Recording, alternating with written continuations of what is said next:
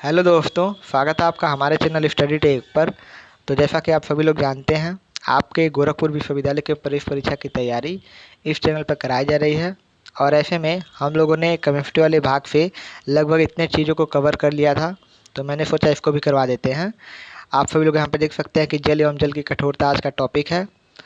और मैं आपको लगातार मॉडल पेपर, इंट्रेंस पेपर सब कुछ दे रहा हूं। तो अगर आपने पहले की वीडियो नहीं देखी है तो जाके देखिए। इंट्रेंस पेपर को डाउनलोड कीजिए पिछले साल का, और मॉडल पेपर को डाउनलोड कीजिए। बहुत सारे मॉडल पेपर मैं आपको देने वाला हूं, लगभग 10-10 हर सब्जेक्ट का देने वाला हूं। ठीक है, तो अगर आप लोग इतना सॉल्व कर लेंगे तो आपके लिए बहुत ही इनफ है।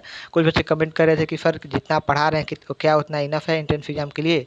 तो मैं आपको बता दूँ कि जितना मैं पढ़ाता हूँ उसके साथ साथ कुछ टॉपिक भी आपको बताता हूँ कि यह पढ़ लीजिएगा, यह पढ़ लीजिएगा। आप लोग उसको भी पढ़ते रहिए। साथ ही साथ अपने इंटरमीडिएट का पूरा मजबूत रखिएगा, इंटरमीडिएट का तैयार रखिएगा।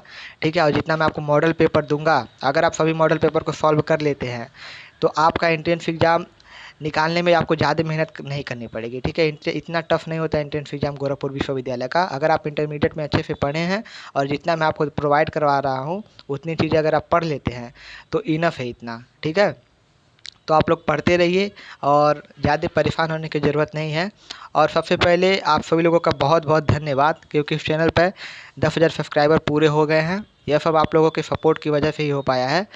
तो ऐसे ही सपोर्ट करते रहिए। और अभी तक आपने चैनल को सब्सक्राइब नहीं किया तो सब्सक्राइब ज़रूर कीजिए। ठीक है, क्योंकि आपको इसी चैनल पर बार बार आना है, क्योंकि आप गोरखपुर विश्वविद्यालय से संबंधित कुछ भी सर्च करेंगे तो आपको इस चैनल पर सारी चीज़ें आपको मिल जाएंगी। ठीक है, तो सब्सक्राइब नहीं किया तो सब्सक्राइब कर लीजिए और वीडियो को लाइक कीजिए। तो आज का आपका सबसे पहला क्वेश्चन है, भारानुसार जल में हाइड्रोजन और ऑक्सीजन का रेशो क्या है। आप कुछ बच्चे इसमें इंग्लिश बोलने के लिए बोलेंगे, तो देखिए इसमें इंग्लिश क्या बोला जाए, कुछ है ही नहीं इसमें। आपको पूछ रहा है कि भारानुसार जल, यानी कि जल तो जानते होंगे ना, H2 होता है, वाटर होता है। ठीक है, तो इसमें हाइड्रोजन और ऑक्सीजन का रेशियो क्या है। तो हाइड्रोजन का कितना होता है, 1 होता है, लेकिन 2 मालिक्यूल है तो 2। और ऑक्सीजन का कितना होता है, 16। इसको आप सॉल्व करेंगे तो 1:8 का आ जाएगा। ठीक है, 2 का नम 2 और 2 8 16, 1:8 का हो जाएगा। तो इस तरीके से इसका राइट आंसर है आपका ऑप्शन नंबर सी, 1:8। अगला है, जल में थोड़ा सा अम्ल मिलाकर उसका वैद्युत अपघटन करने पर धनोत्तर मुक्त गैस का क्या नाम है। देखिए यहाँ पे आपको इंग्लिश की ज़रूरत पड़ेगी, तो आप सभी लोग गूगल ट्रांसलेट के माध्यम से इसका इंग्लिश कन्वर्ट कर लेंगे। ठीक है, आप लोग ऐसे स्क्रीनशॉट लेंगे, उसके बाद गूगल ट्रांसलेट में ले जाके स्कैन कराएंगे तो पूरा आपको इंग्लिश में वो कन्वर्ट करके दे देगा। ठीक है, तो पूछ क्या रहा है, जल में जब थोड़ा सा, यानी कि वाटर में हम जब थोड़ा सा एसिड मिलाते हैं और उसका इलेक्ट्रोलिसिस कराते हैं तब हमको पॉजिटिव वाले हिस्से पर क्या प्राप्त होता है, कौन सी गैस प्राप्त होती है। तो वहाँ पे ऑक्सीजन गैस प्राप्त होती है। ठीक है, याद रखेंगे। अगला है, जल का पीएच मान क्या है। ठीक है, शुद्ध जल का पीएच मान क्या है। तो आप सभी लोगों को पता होगा कि शुद्ध जल का पीएच मान कितना होता है, 7 होता है। इसको याद रखेंगे, यह कई बार एग्जाम में आ चुका है, यह भी और क्वेश्चन नंबर 1 भी। ठीक है, अगला है, कैल्गन व्यावसायिक नाम है। आप सभी लोगों को अगर नहीं पता तो मैं आपको बता दूं कि कैल्गन जो है वह एक व्यावसायिक नाम है। और किसका नाम है, तो सोडियम हेक्सा मेटाफॉस्फेट का व्यावसायिक नाम है। ठीक है, तो याद रखेंगे, सोडियम हेक्सा मेटाफॉस्फेट का व्यावसायिक नाम क्या है, कैल्गन। क्वेश्चन उल्टा भी पूछ सकता है कि सोडियम हेक्सा मेटाफॉस्फेट का व्यावसायिक नाम क्या है, तो कैल्गन है। ठीक है, अगला है, कठोर जल के नमूने में इतना MgSO4 ग्राम पर लीटर तथा इतना CaHCO3 का होल ट्वाइस इतना ग्राम पर लीटर है, तो जल की कठोरता क्या होगी। तो आपने इंटरमीडिएट में पढ़ा होगा कि हार्डनेस ऑफ वाटर कैसे निकालते हैं। अगर आपको नहीं पता है तो जाके आप लोग पढ़ लीजिए एक बार। ठीक है, तो आप लोग जब इसको सॉल्व करेंगे तो इसका राइट आंसर आपका ऑप्शन नंबर सी आएगा, 6 डिग्री। ठीक है, अगला है, कठोर जल का प्रयोग कहाँ किया जा सकता है। जो हार्ड वाटर होता है उसका यूज हम लोग कहाँ करते हैं। ठीक है, कहाँ कर सकते हैं। तो इसका जो राइट आंसर है आपका ऑप्शन नंबर बी, स्नान करने में। हार्ड वाटर का जो उपयोग है उसको हम लोग स्नान करने में उपयोग कर सकते हैं। कठोरता प्रकट की जाती है। ठीक है, तो कठोरता किसके रूप में प्रकट की जाती है। तो इसका राइट आंसर आपका ऑप्शन नंबर ए, CaCO3 के समतुल्यांक के रूप में। ठीक है, आप लोगों ने हार्डनेस ऑफ वाटर वाला चैप्टर जब पढ़ा होगा तो आपको उसमें एक लाइन है मिली होगी कि जो कठोरता है वह CaCO3 के समतुल्यांक के रूप में प्रदर्शित की जा सकती है, की जाती है। ठीक है, भारी जल क्या होता है। ठीक है। भारी जल क्या होता है आपके ऑप्शन में? समुद्री जल होता है, खनिज झरनों का जल जो होता है भारी जल होता है, या फिर अस्थायी कठोर जल को भारी जल बोलते हैं, या फिर O2 का ड्यूटेरियम का यौगिक जो है वह भारी जल होता है। तो राइट आंसर आपका ऑप्शन नंबर डी ही है। O2 व ड्यूटेरियम का जो यौगिक होता है उसे हम लोग भारी जल बोलते हैं। ठीक है। अगर आपको भारी जल का फार्मूला याद है तो आप लोग कमेंट में बताइए कि भारी जल का फार्मूला क्या होता है। अगला है, कठोर जल कपड़े धोने के लिए उपयुक्त नहीं होता है क्योंकि जो हार्ड वाटर होता है उससे हम कपड़ा नहीं धो सकते हैं। क्यों? इसका रीज़न क्या है? तो इसका राइट आंसर आपका ऑप्शन नंबर बी, यह साबुन के साथ कैल्शियम और मैग्नीशियम स्टीयरेट का अवक्षेप बनाता है। ठीक है, इसीलिए हम लोग जो हार्ड वाटर होता है उससे कपड़े नहीं धोते हैं। अगला है, जल की अस्थायी कठोरता का कारण है कैल्शियम तथा मैग्नीशियम के क्या? इसका राइट आंसर आपका ऑप्शन नंबर सी, क्लोराइड व सल्फेट। जल की जो अस्थायी कठोरता होती है उसका कारण होता है कैल्शियम का क्लोराइड तथा मैग्नीशियम के क्लोराइड व सल्फेट। ठीक है, कैल्शियम का क्लोराइड व सल्फेट और मैग्नीशियम का भी क्लोराइड व सल्फेट। ठीक है। अस्थायी कठोरता दूर करने के लिए कौन सी विधि का प्रयोग में नहीं लाई जा सकती है? ठीक है, अस्थायी कठोरता अगर हमको दूर करना है किसी भी जल का तो हम लोग कौन सी विधि का प्रयोग करते हैं? सबसे पहले आप यह जान लीजिए।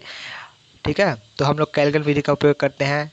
धान सोडा डालकर इसको भी हम लोग कठोरता दूर करते हैं। परम्यूटिट विधि का भी उपयोग करते हैं, लेकिन उबाल कर इसकी कठोरता नहीं दूर कर सकते हैं। तो इसका राइट आंसर आपका ऑप्शन नंबर डी। ठीक है, यह विधि प्रयोग में नहीं ले आई जाती है।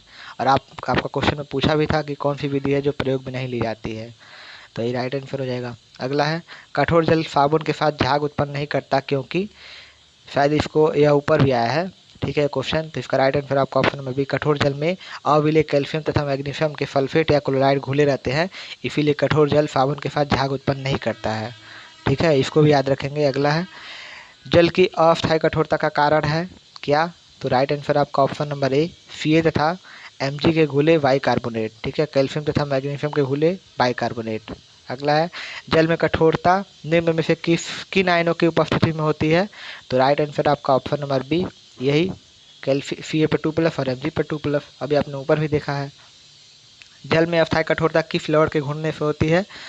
ठीक है, जल में जो अस्थायी कठोरता होती है वह किस साल्ट के घुलने से होती है? तो राइट आंसर आपका ऑप्शन नंबर बी, कैल्शियम तथा मैग्नीशियम के सल्फेट व क्लोराइड।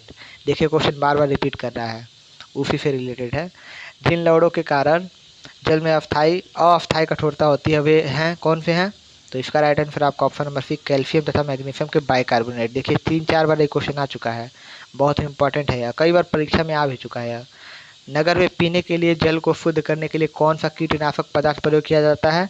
तो ये तो आप लोगों को पता ही होगा। ठीक है, जो भी गांव से होंगे उनको मतलब पता तो सबको होगा, लेकिन जो गांव से होंगे उन्होंने देखा भी होगा कि जो वो पानी आता है, वैसे तो शहर में भी आता है, तो उसमें क्या मिलाया जाता है? विरंजक चूर्ण मिलाया जाता है। ठीक है अथवा क्लोरीन जल उसमें मिलाया जाता है ताकि उसमें कीड़े न पड़े उस पानी में।